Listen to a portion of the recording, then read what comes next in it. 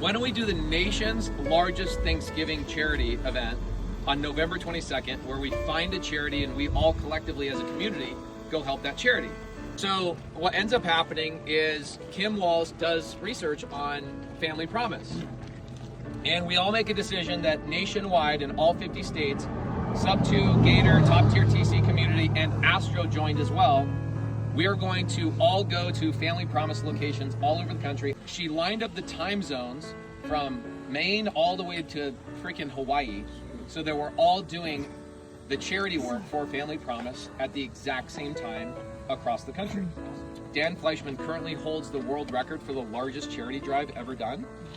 And I was texting him yesterday and he goes, I think you guys are going to do the largest charity drive ever done. You're going to beat me by a 2x margin. What was awesome is Thomas not only organized the hike, but he also goes and researches Family Promise here local in Las Vegas. And who do you find? Bridget. This lady right here. So Bridget actually runs the Family Promise organization here in Las Vegas, the chapter here. And so I just thought we could take a couple of minutes and have you tell us what Family Promise is and why it's such a cool charity. All right. Well, I first want to say thank you all for coming out and supporting us, especially Mr. Thomas here and Miss Katie. Thank you, Thomas and Katie. Let's go. I thought we were having a 30-minute meeting and it ended up being 2 hours because I can talk all day long. I love it. Okay, so Family Promise for me, I've been there 3 years. We are a nonprofit 501c3. What we do is house families with minor age children that are either homeless or on the verge of homelessness.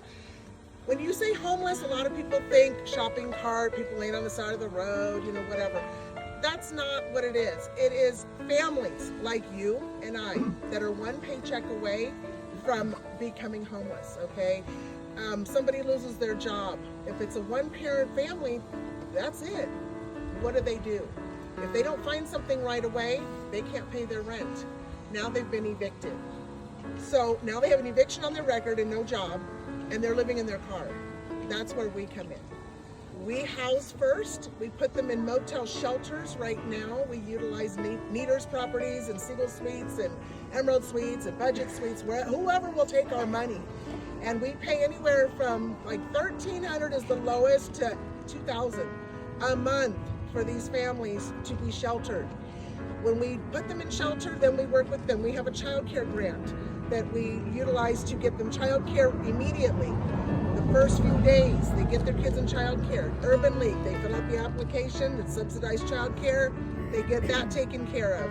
We give them food, we give them anything that we can, to help them become self-sustaining. They save their money. They can stay with us anywhere from 30 to 90 days. They save their income. As soon as they get back to work, they save their money. And then they have that money to put down on a deposit.